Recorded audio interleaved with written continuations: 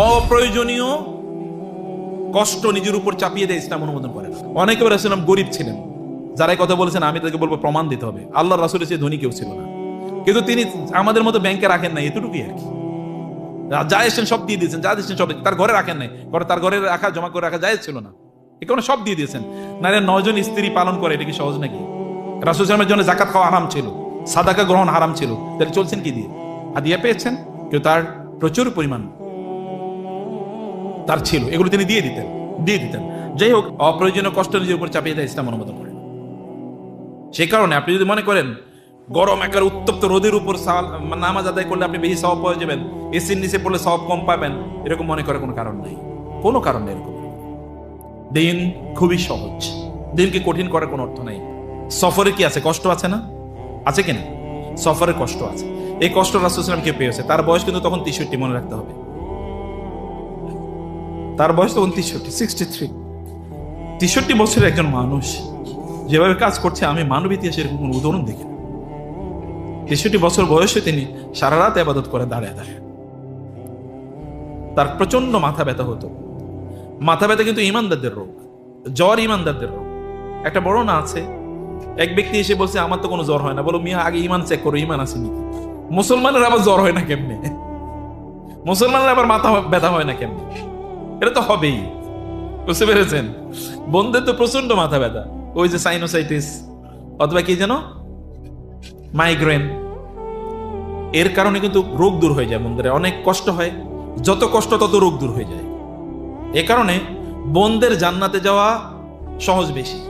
আমাদের আলেমরা একটা হাদিস বলেন যে নারীরা জাহান্নামে যাবে বেশি, আসলে হাদিসের উল্টা পিঠটা ওনারা বলেন। আচ্ছা, জাহান্নামে নারী কেমনে বেশি থাকে, জান্নাতে নারী কেমনে কম থাকে? আচ্ছা, হুররা কি নারী না পুরুষ? হুররা নারী না পুরুষ? আচ্ছা, 2 নম্বর হচ্ছে পৃথিবীতে নারীর সংখ্যা বেশি না পুরুষের সংখ্যা বেশি? কথা বুঝেন না আপনারা? নারীর সংখ্যা বেশি না পুরুষদের সংখ্যা বেশি? নারীদের সংখ্যা বেশি। জান্নাতে নারীদের যাওয়া সহজ না পুরুষদের যাওয়া সহজ? নারীদের যাওয়া সহজ। তাহলে জান্নাতেও নারীদের সংখ্যা বেশি, জান্নাতে নারীদের সংখ্যা বেশি, অবশ্যই বেশি, এন্ড আই চ্যালেঞ্জ বেশি। হ্যাঁ, রাসূল সাল্লাল্লাহু আলাইহি ওয়াসাল্লাম বলেছেন জাহান্নামে নারীরা বেশি যাবে। ওই যে প্রপোর্শন আগেইন ধর যদি 50-50 হয়ে যায় তাহলে তো সংখ্যায় বেশি। অতএব সংখ্যায় বেশি হওয়ার কারণে আপনারা জানেন কোন এক সময় বলেছে 50 জন নারীর জন্য একজন পুরুষ থাকবে, তাহলে সংখ্যা তো তারা বেশি, সেই প্রপোর্শনেটলি। অথবা নারীদেরকে ইবাদতে, কারণ নারীরা তো ওয়াজ নসিহতে কম থাকে, পুরুষরা বেশি থাকে। মসজিদ, মাদ্রাসা, মাহফিল অথবা ধরেন জালসা, এগুলোতে নারীদের সংখ্যা তুলনামূলক কম থাকে সব সময়, পুরুষের সংখ্যা বেশি থাকে। নারীদেরকে উদ্বুদ্ধ করে জন্য রাসূলুল্লাহ সাল্লাল্লাহু আলাইহি ওয়াসাল্লাম এই কথা বলেছেন। প্রেক্ষাপট ইজ ভেরি ডিফারেন্ট। যাই হোক, আমি যে কথা বলছি যে তার প্রচন্ড মাথা ব্যথা। এই মাথা ব্যথার কারণে রাসূল সাল্লাল্লাহু আলাইহি ওয়াসাল্লাম এবার হিজামা করলেন। হিজামা বুঝেন তো? হিজামা আমার ব্যক্তিগত অভিজ্ঞতা বলি, আমাদের শাহাদাত ভাই এখানে বসে আছে। আমার ধরে প্রচন্ড পা ব্যথার একটা রোগ ছিল, হাঁটলি পা ব্যথা করে, পা একেবারে এইরকম শক্ত হয়ে যায়, স্টিফ হয়ে যায়, মানে এইরকম যে পা ফুলে যাচ্ছে, আর হাঁটতে পারি না, দাঁড়াইতে পারি না, হাঁটতে পারি না। একটু পা করে দেওয়ার পর মানে একটু ভালো লাগতো, তখন ওই যে স্টিফনেসটা একটু কমতো, তখন একটু নর্মাল হয়ে যেত। এরপরে কি করছে, গত বছর আমরা হিজামা করলাম মদিনায়, আমিও করছি, শরীফ ভাইও করছে, এবং আল্লাহর কসম এরপর থেকে পায়ের ব্যথা নাই, একেবারে কোথায় যে চলে গেছে আর জানি না। হিজামা এত গুরুত্বপূর্ণ যে বোনদেরকে বলছি আপনারা হিজামা করবেন, ভালো জায়গায় করবেন। এখন তো যত্র তৈরি হয়ে গেছে, যেমন এবার যাচ্ছেন আপনারা মদিনা, হিজামা করবেন। মদিনা আমরা একটা জায়গায় জাইতুনা নামক একটা সেন্টার আছে, ওইখানে আমরা হিজামা করি। একটু পয়সা বেশি নাই, কিন্তু খুবই গুরুত্বপূর্ণ। দেখবেন কি পরিমাণ রোগ দূর হয়ে যায়, শরীর হালকা হয়ে যায়। রাসূলুল্লাহ সাল্লাল্লাহু আলাইহি ওয়াসাল্লাম হিজামা করলেন, মাথা ব্যথা দূর হয়ে গেল। এরপরে রাসূলুল্লাহ সাল্লাল্লাহু আলাইহি ওয়াসাল্লাম তার পা, ওই যে হাঁটতে মানে অনেকক্ষণ চলেছেন তো, আর এমনিও বয়স হয়ে গেছে, শরীর বালকি হয়ে গেছে, তিনি তার পায়েও হিজামা করলেন এবং পায়ের ব্যথাও দূর হয়ে গেল। রাসূলুল্লাহ সাল্লাল্লাহু আলাইহি ওয়াসাল্লাম এবার ওই যে জায়গার কথা আমরা বলেছি, এখানে রাসূলুল্লাহ সাল্লাল্লাহু আলাইহি ওয়াসাল্লাম এই সফরে তিনি তার সকল স্ত্রীদেরকে নিয়ে গিয়েছেন। কারণ জানি না, আল্লাহ তাআলা হয়তো তাকে ইঙ্গিত দিয়েছেন যে এটা আপনার শেষ সফর, অতএব সব স্ত্রীকে তিনি সাথে নিয়ে গেছেন, সবাইকে। এবং আপনারা জানেন যে একসাথে তার 9 জন স্ত্রী ছিল। তা তিনি বিয়ে 11 অথবা 13টি করেছেন, কিন্তু একসাথে বেঁচে ছিল 9 জন স্ত্রী সর্বোচ্চ, সবাইকে নিয়ে তিনি গিয়েছেন। এবং এই স্ত্রীদেরকে যে পালকিতে চড়াবেন, পালকিতে হাওদা বলে এটা, অর্থাৎ ওটের উপর এক ধরনের পালকির মধ্যে, ছোটবেলা আপনার পালকি দেখেছেন, ওইরকম সত্যি করে ওইরকম পালকি, এটা ওটের উপর থাকতো। এখানে একজন ব্যক্তিকে রাসূল দায়িত্ব দিলেন যে ওই ওটগুলো সব মানে ইয়ে করে নেয়ার জন্য। একজন যুবক, তার নাম ছিল আনজাসা। কি ছিল নাম বলেন তো? আনজাসা। আনজাসা ছিল খুবই চমৎকার কণ্ঠের অধিকারী, এবং এই কারণে তিনি উটগুলোকে হাঁকিয়ে নিয়ে যেতে পারতেন, আর তিনি খুব দ্রুত উটগুলোকে হাঁকিয়ে নিচ্ছিলেন। রাসূল ইসলাম এবার আনজাসাকে লক্ষ্য করবেন, ওয়াই হাক আনজাসা, এই আনজাসা থামো। রুয়াইদাকা সাওকাক, একটু আস্তে আস্তে তোমার উটগুলোকে চালাও। রিফকান বিল কাওয়ারির, তোমার ভিতরে কাঁচ আছে বুঝো না, আস্তে আস্তে তার প্রতি অনুগ্রহ করো। কাঁচ মানে কি বলেন তো? কাঁচ কি? হ্যাঁ, বোঝেন নাই? ভিতরে আছে কি? স্ত্রীরা, নারীরা কাচের মতো, হালকা একটু আঘাত পেলে ভেঙে যায়। দেখেন না, একটু মনে ব্যথা হইলে পরে কাঁদা শুরু করে দেয়। আমার বাসায় একজন আছে, মনে হয় বঙ্গোপসাগরের সব পারি তার চোখে, একটু কত হইলে কেঁদে দেয়। একজন আছে বাসায়, একজন আমি বলছি। আবার এমনি আমার বাসায় মহিলা বেশি, কারণ আমার 4 বোন, একজন মারা গেছে, আল্লাহ তাআলা তাকে জান্নাতুল ফেরদৌস দান করুন। আমার মা আছে, আমার 3 মেয়ে আর আমার স্ত্রী, আর আমরা 2টা ছেলে, আমি এবং আমার ছেলে, আর কেউ নেই, কোনো পুরুষ নেই বাসায়, আর চারপাশে শুধু নারীরা আছে। তো তিনি বললেন যে এখানে কাঁচ আছে, কাঁচের সাথে উত্তম আচরণ করো, আস্তে আস্তে আস্তে যাও। দেখেছেন কি অনুগ্রহ তার স্ত্রীদের, এত লম্বা সফর, এত বিশাল বহর, তিনি কত ব্যস্ত থাকার কথা ছিল, কিন্তু স্ত্রীদের কষ্ট হচ্ছে এটাও তার দৃষ্টি এড়ায় না। খুবই চমৎকার একটা ঘটনা, আমি খুবই ভালোবাসি গল্পটিকে। সাদ ইবনে আবি ওয়াক্কাস তিনি অসুস্থ হয়ে পড়লেন। সাদ ইবনে আবি ওয়াক্কাস, ওই যে 10 জন জান্নাতের সুসংবাদ প্রাপ্ত সাহাবীদের মধ্যে একজন, তিনি অসুস্থ হয়ে পড়লেন। রাসূল সাল্লাল্লাহু আলাইহি ওয়াসাল্লাম তাকে দেখতে গেলেন, গিয়ে দেখলেন যে তিনি কাঁদতেছেন। কেন কাঁদছেন? তিনি বলেন, ইয়া রাসূলুল্লাহ, আমি এই জায়গা থেকে হিজরত করে মদিনায় চলে গেছি, এখন আমি অসুস্থ হয়ে পড়ছি, আমি এই জায়গায় মারা যাব? আমি না এই জায়গা ছেড়ে চলে গেছি ওইখানে, আমি এখানে মারা যেতে চাই না। যেখান থেকে আমি হিজরত করে চলে গেছি সেইখানে আমি মারা যেতে চাই। ইমানের লেভেল কি! আমি এখানে ছেড়ে চলে গেছি, আমি এখানে মারা যেতে চাই না, কিন্তু আমি তো অসুস্থ, আমি তো মারা যাচ্ছি এখানে। রাসূলুল্লাহ সাল্লাল্লাহু আলাইহি ওয়াসাল্লামকে তিনি বলেন, ইয়া রাসূলুল্লাহ, এবার আমার তো গুরুত্বপূর্ণ একটা কথা আছে। বলে কি? বলে আপনি জানেন আমার অনেক টাকা পয়সা, একটাই মাত্র মেয়ে, অতএব আমার এই সব আমি সাদাকা করে দিতে চাই, কারণ মারা যাচ্ছে, আমি এগুলো কি করব? একটাই মেয়ে, আমি সব সাদাকা করে দিতে। বলে তিনি বলেন না। বলে ইয়া রাসূলুল্লাহ, তাহলে অর্ধেক সাদাকা করি? বলে না। বলি ইয়া রাসূলুল্লাহ, তাহলে কি করব? 3 ভাগের 1 ভাগ? বলে হ্যাঁ, 3 ভাগের 1 ভাগ করো, এটাই অনেক উত্তম।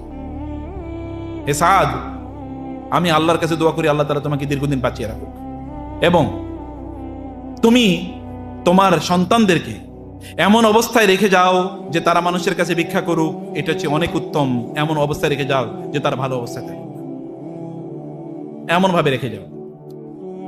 এবং তিনি বললেন, সাদ, তোমার টেনশন করার কোনো কারণ নাই, তুমি যদি সম্পদ রেখে যাও তোমার স্ত্রীর জন্য, তোমার সন্তানদের জন্য, এরা যদি খায় তাহলে আল্লাহর রাস্তায় দান করলে যে সওয়াব পাইতে একই সওয়াব পাবে, কোন টেনশন নেই, একই সওয়াব তুমি পাবে।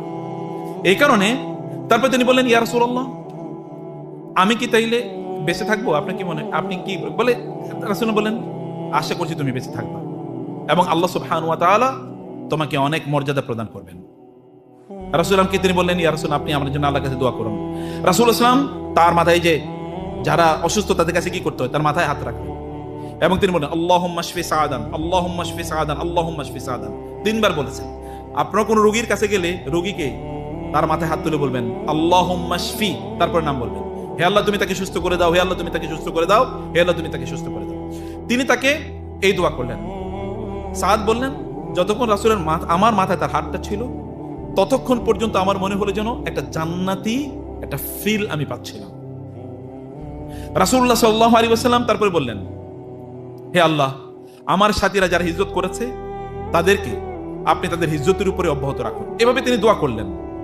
সাদ রাদিয়াল্লাহু তাআলা আনহু এরপরে এই যে যিনি তার সম্পদের অর্ধেক তিনি কি দান করিতে চেয়েছিলেন, এবং তিনি মারা যাবেন ভাব পাচ্ছিলেন, এরপরে তিনি আরো 50 বছর বেঁচে ছিলেন। কত বছর? 50 বছর। এবং তিনি আরো কয়েকটা বিয়ে করেছেন। সব বিয়ে থেকে তার সর্বমোট সন্তানের সংখ্যা ছিল 34 জন। টাকা পয়সা কাজে লাগছেনি? যদি তোর বলতো যে সব দান করে দাও, তাহলে অবস্থা কি হইতো? রাসূলের দোয়ার মধ্যে বারাকা কি দেখেছেন? কি বারাকা! 34 জন সন্তান ছিল তার। এবং এভাবে আল্লাহ সুবহানাহু ওয়া তাআলা তার রাসূলের মাধ্যমে এমন ভাবে দিন মানুষের কাছে স্পষ্ট করে দিচ্ছিলেন। রাসূল সাল্লাল্লাহু এখানেই যেহেতু তারবিয়ার দিন অলরেডি চলে এসেছে, তারবিয়ার দিন মানে তো বুঝেন, তার মানে হচ্ছে অষ্টম দিন জিলহজের দিন যেহেতু চলে এসছে, রাসূলুল্লাহ সাল্লাল্লাহু আলাইহি ওয়াসাল্লাম তাদের সবাইকে জোহরের সময়ে এই সপ্তম দিনে অর্থাৎ বুধবার জোহরের সময় তিনি জোহরের পর তিনি সবাইকে এবার হজের কার্যকলাপগুলো তিনি শিখাইলেন। এই কারণে যে আমরা ওইখানে যাওয়ার পর আপনাদেরকে হজের জন্য এতগুলো ট্রেনিং সেশন করি, দেখছেন কত ট্রেনিং সেশন, পুরো সেশনটা কিসের? কেবল শিক্ষা, কেবল শিক্ষা, কেবল শিক্ষা। আপনাদেরকেও এখান থেকে যখন আপনারা যাচ্ছেন আপনাদেরকে মনে রাখতে হবে এটা কি, এটা লার্নিং সেশন। এটাকে আপনারা শিক্ষার জন্য আমরা অনেক ধরনের জিনিস এখানে হজের সাথে সাথে আরো তাজকিয়া, তারবিয়া এই জাতীয় অনেক কিছু নিয়ে আমরা আলোচনা করবো, ওগুলোতে আপনারা থাকবেন। কারণ এটা রাসূল সাল্লাল্লাহু আলাইহি সুন্নাহর অংশ যে তিনি এভাবে তাদেরকে শিক্ষা দিয়েছেন। তিনি তাদেরকে হজের সব আহকাম শেখালেন।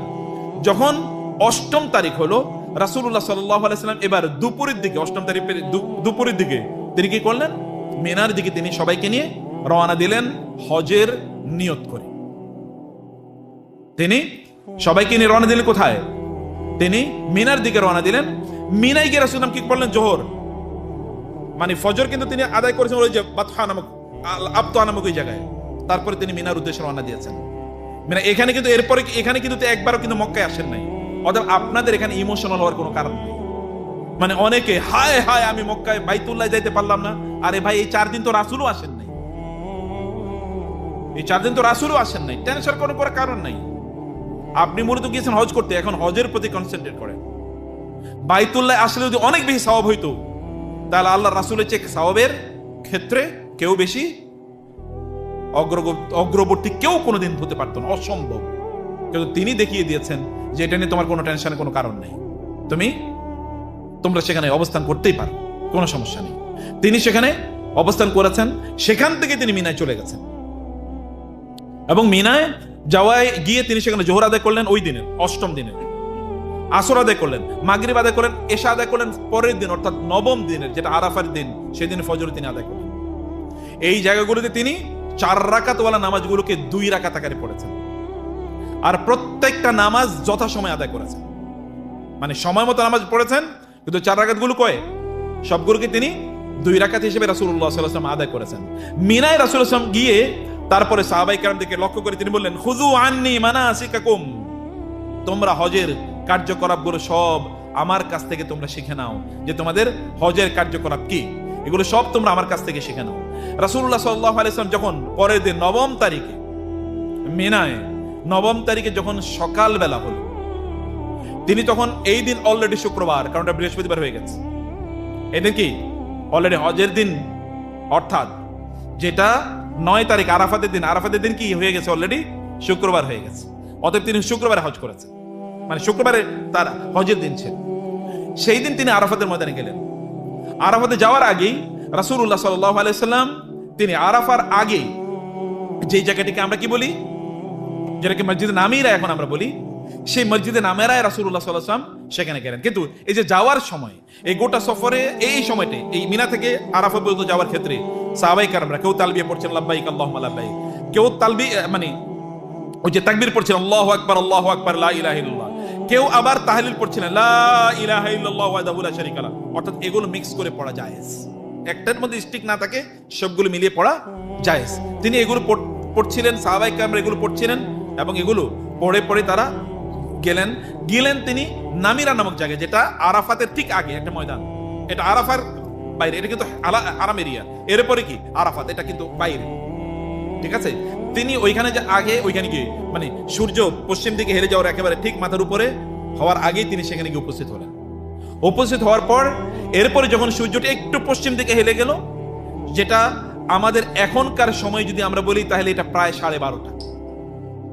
এখনকার সময় যদি বলি এটা কয়টা বলেন তো? ঠিক 12:30 এরকম একটা সময়ে রাসূলুল্লাহ সাল্লাল্লাহু আলাইহি ওয়াসাল্লাম তিনি ওয়াদি উরানা অর্থাৎ যেটাকে আমরা নামিরা বলি, এই জায়গায় তিনি প্রশস্ত জায়গায় তিনি নামলেন। কারণ হচ্ছে এটা বিস্তৃত জায়গা, এখন আপনার গেলে 1.5 লক্ষ লোক এখানে উপস্থিত হতে পারে, এরকম একটা জায়গায় তিনি সেখানে গেলেন। এবং তার যেই উটটি, এই উটটিতে তিনি এই যে এভাবে অর্থাৎ ওটের ডান মানে মাথার দিকে তার ডান হাত রাখলেন এবং তার পিছনের দিকে বাম হাত রাখলেন, এইভাবে ওটির উপর হেলান দিলেন।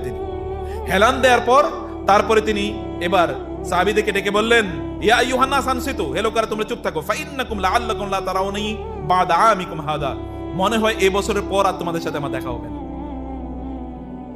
অতএব মনোযোগ দিয়ে শোনো, কারণ এত বিশাল সফর, এরপরে তার মিশন কমপ্লিট তিনি বুঝেছেন।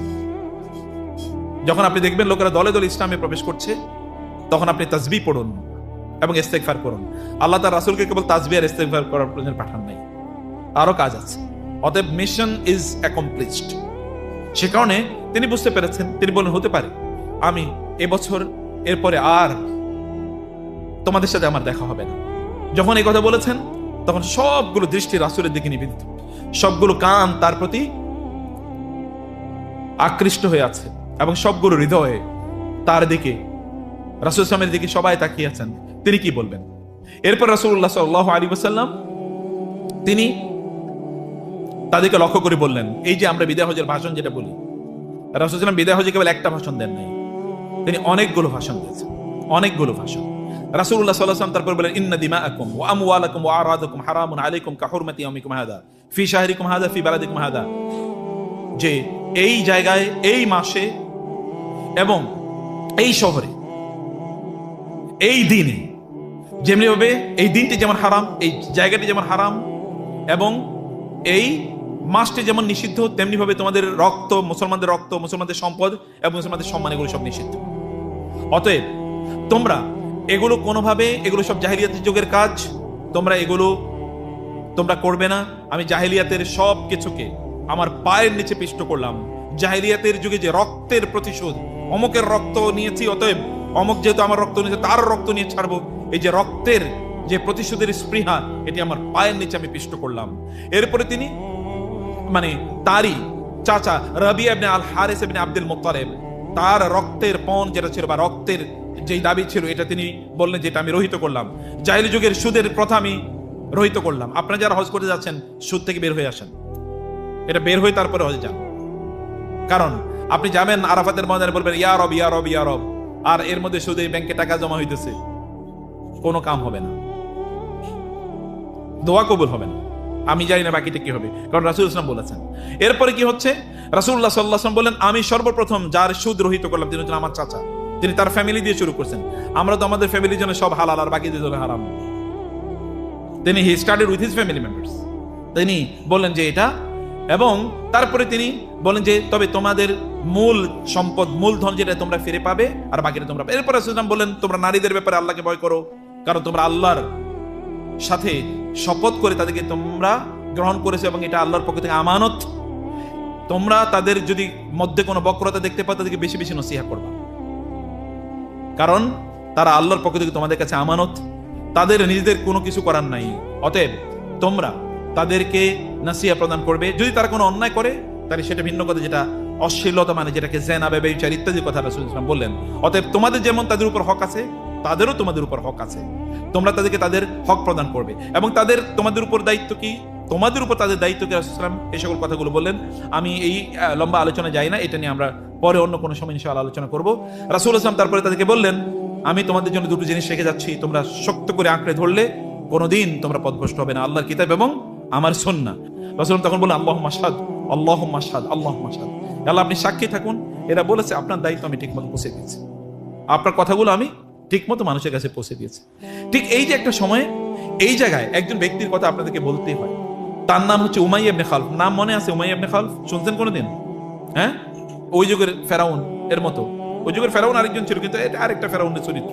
উমাইয়া ইবনে খালফ কে? বেলাল রাদিয়াল্লাহু তাআলাকে অত্যাচার করেছিল, মনে আছে? হ্যাঁ, উমাইয়া ইবনে খালফের ছেলে, তার নাম ছিল রাবিয়া। তার নাম কি? রাবিয়া। তিনি খুব উঁচু কণ্ঠে, মানে তার কণ্ঠটা ছিল খুবই উঁচু।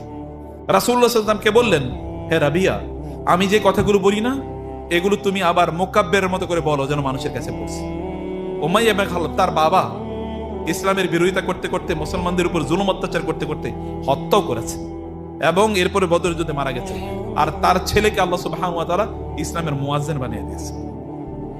কি করতে পারেন না তিনি কি করতে, এটাই ইসলামের মুআজিজা, এটাই আল্লাহ রাসূলের মুআজিজা। রাসূলুল্লাহ সাল্লাল্লাহু আলাইহি ওয়াসাল্লাম তাকে বললেন যে তুমি এইভাবে মানুষের কাছে আমার কথাগুলো পৌঁছে দাও। তিনি এরকম চিৎকার করে বলছিলেন।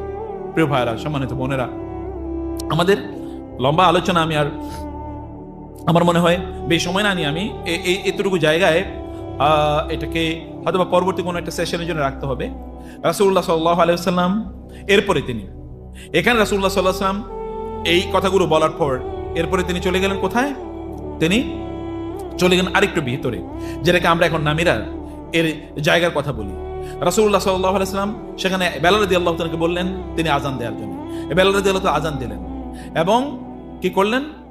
আজানের পর এক আজান এবং দুই একামতে সেখানে জোহর এবং আসর এর সালাত আদায় করা হলো। জোহর এবং আসরের সালাত আদায় করা হলো। আদায়ের পর এরপর রাসূলুল্লাহ সাল্লাল্লাহু আলাইহি ওয়াসাল্লাম তারপরে চলে গেলেন কোন দিকে? আরাফাতের একেবারে ভেতরে, এই যে জাবালে আরাফা, যেটাকে আমরা জাবালুর রহমা বলি, এই জায়গায় এতটুকু ভিতরে রাসূলুল্লাহ সাল্লাল্লাহু আলাইহি ওয়াসাল্লাম চলে গেলেন। এবং সেখানে কি রাসূলুল্লাহ বললেন আল হাজ্জু আরাফা, হজ মূলত আরাফাতে। অতএব তিনি বলেন ওয়াকাফতু হাহুনা ওয়া আরাফাতু কুল্লুহা মাওকিফ, এই জায়গায় আমি দাঁড়ালাম, তার মানে এইটাই কেবল দাঁড়ানোর জায়গা না, পুরো আরাফাটাই হচ্ছে কি মাওকিফ। যেখানেই তোমরা থাকো না কেন তোমাদের আরাফায় অবস্থান, উকুফে আরাফা যেটাকে বলে, এটা তোমাদের পূর্ণ হয়ে যাবে, তোমরা যেখানেই দাঁড়াও না কেন। রাসূলুল্লাহ সাল্লাল্লাহু আলাইহি ওয়াসাল্লাম তখন তিনি ইবনু মিরবা আল আনসারী রাদিয়াল্লাহু তাআলা বললেন যে তুমি মানুষকে বলে দাও আমি আল্লাহর রাসূলের প্রতিনিধি হিসেবে তোমাদেরকে বলছি, কুনু আলা মাশাইরিকুম ফাইন্নাকুম আলা ইরসিম মিন ইরসি আবিকুম ইব্রাহিম, তোমরা তোমাদের হজের শিয়ারগুলো এখন সম্পাদন করো, ওই জায়গায় তোমরা এখন আছো, তোমরা এখন আরাফাতের ময়দানে আছো, তোমরা ইব্রাহিম আলাইহিস সালাতু ওয়াস সালামের আদর্শের উপর আছো। কারণ জাহিলি যুগে কুরাইশরা তারা আরাফাতের ময়দানে যাইত, তারা মনে করতো আরাফাতে যাবে হলো ছোট লোকেরা, আমরা বড় লোক যেহেতু আমরা আরাফাতে যাবো না, আমরা অন্য জায়গায় থাকবো। মিনায় তারা থেকে যেত, তারা আরাফাতের ওই ময়দানের ভিতরে পর্যন্ত তারা যেত না। বুঝতে পেরেছেন?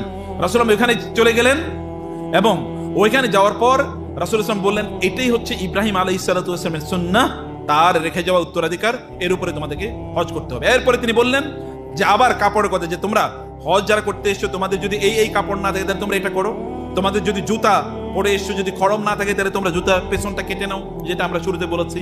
এগুলো রাসূলুল্লাহ সাল্লাল্লাহু আলাইহি ওয়াসাল্লাম তাদেরকে লক্ষ্য করে বললেন। এরপরে এখানে একজন সাহাবী তিনি একটা ওটের উপর, তিনি একটা পাথরের উপর হোঁচট খেয়ে তিনি পড়ে গেলেন, পড়ে গিয়ে তার মাথাটা ফেটে গেল এবং তিনি সেখানে মারা গেলেন। রাসূলুল্লাহ বললেন ইগসিলু বিমাইন ওয়া সিদরিন, তোমরা তাকে পানি, বড়ই পানি দিয়ে, বড়ই গাছের পাতার পানি দিয়ে তাকে গোসল করাও, ওয়া কাফফিনুহু ফি সাওবাইহি, তার এই ইহরামের দুই কাপড়ের মধ্যে তাকে কি করো? তাকে কবরস্থ করো। ওয়ালা তামাসসুহু বিতুইবিন, এবং এখানে কোনো জাফরান বা ওই যে যেগুলো কাফুর কর্পূর এগুলো কোনো কিছু লাগানোর প্রয়োজন নেই। ওয়ালা তুখাম্মিরু রাসাহু, তার মাথাটাও ঢাকবা না। ফাইন্নাহু ইউবআসু ইয়াওমাল কিয়ামাতি মুলাব্বিহান, কারণ কিয়ামতের দিন ও কবরে এই অবস্থায় থাকবে এবং কিয়ামতের দিন ওই যে তালবিয়া পড়তে পড়তে লাব্বাইক আল্লাহুম্মা লাব্বাইক বলতে বলতে কবর থেকে আল্লাহর সামনে গিয়ে উপস্থিত হবে। তোমরা তাকে এই অবস্থায় রাখো। কিয়ামতের দিন এই ব্যক্তি হজ করার জন্য যে সওয়াব আছে এই সওয়াব তার আমল নামে দিতেই থাকবে, কারণ ওই ইবাদতের মধ্যে সে আছে। এবং ওই অবস্থায় একজন ব্যক্তি কিয়ামতের দিন আল্লাহ সুবহানাহু ওয়া তাআলা এর সামনে উপস্থিত হবে।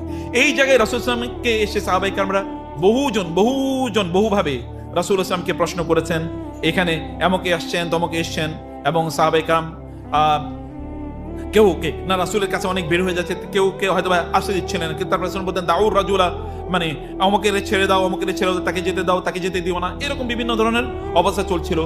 রাসূল সাল্লামকে এসে অনেকে বিভিন্ন ধরনের প্রশ্ন করছিলেন এবং রাসূলুল্লাহ সাল্লাল্লাহু আলাইহি ওয়াসাল্লাম বিভিন্ন ধরনের প্রশ্নের তিনি এই জায়গায় উত্তর দিচ্ছিলেন। তিনি তাদেরকে সালাতের কথা, সিয়ামের কথা, যাকাতের কথা এবং ইবাদতের অন্যান্য জিনিসের কথাগুলো রাসূল সাল্লামকে বলছিলেন। রাসূলুল্লাহ সাল্লাল্লাহু আলাইহি ওয়াসাল্লাম এর কাছে এমনকি সেখানে বিভিন্ন ধরনের মানুষরা, সাধারণ মানুষরা রাসূলের কাছে আসলেন এবং এসে রাসূলুল্লাহ সাল্লাল্লাহু আলাইহি ওয়াসাল্লামের কাছে তিনি তারা প্রশ্ন করছিলেন। এর মধ্যেই তার কাছে এই জায়গাটিতে তার কাছে কোরআন ওই আয়াতটি নাযিল হয়, আল ইয়াউমা আকমালতু লাকুম দীনাকুম ওয়া আতমামতু, ওই যে জাবালে আরাফাতে, যেটাকে আমরা বলছি জাবালে আরাফা মানে হচ্ছে জাবালুর রহমা, এর পাদদেশে যখন তিনি, তখন তার উপরে আয়াতটি নাযিল। এই আয়াতটি নাযিল হয় এর মানে হচ্ছে আজ আমি আপনাদের দিনকে পূর্ণ করলাম এবং তোমাদের উপর, মানে তোমাদের দিনকে পূর্ণ করলাম, তোমাদের উপর আমার নিয়ামতকে পূর্ণতা দান করলাম এবং তোমাদের জন্য ইসলামকে একমাত্র জীবন ব্যবস্থা হিসেবে মনোনীত করলাম। এই আয়াত যখন নাযিল হয় সাহাবায়ে কেরাম প্রত্যেকে খুশি, কিন্তু একজন কেঁদে দিয়েছে। তিনি কে? ওমর রাদিয়াল্লাহু তাআলা, তিনি কেঁদে দিয়েছেন। ওমর রাদিয়াল্লাহু তাআলা যখন কেঁদে দিয়েছেন তখন রাসূল সাল্লাল্লাহু আলাইহি ওয়াসাল্লাম তাকে বললেন মা ইউবকিকা ইয়া ওমর, ওমর আপনি কাঁদতেছেন কেন? তিনি বললেন ইয়া রাসূলুল্লাহ আবকানি আন্না কুন্না ফি জিয়াদাতিন মিন দীনিনা, আসলে আর যতদিন পর্যন্ত আপনি ছিলেন ততদিন পর্যন্ত দিন পূর্ণ হচ্ছিল, নতুন বিধান আসছিল। ফাআম্মা ইযা কামুলা ফালাইসা বা'দাল কামালি ইল্লা নুকসান। দূরদর্শিতা কাকে বলে? একটা ওমর এই গোটা পৃথিবীর সকল মানুষের চেয়ে উত্তম। রাদিয়াল্লাহু তাআলা তিনি বলছিলেন, ইয়া রাসূলুল্লাহ, যা কিছু পূর্ণ হয়ে যায়, পূর্ণ হওয়ার পরে এরপরে কি? এরপর তো কমতে থাকে। ইসলাম পূর্ণ হয়ে গেছে, এরপরে তো কমতে থাকবে ইয়া রাসূলুল্লাহ। এরপরে তো এখানে কি ত্রুটি তৈরি হতে থাকবে, এরপর এখানে নোকসানি তৈরি হতে পারবে। রাসূলুল্লাহ বলেন, সাদাকতা, সত্যই বলেছো তুমি সত্যই বলেছো।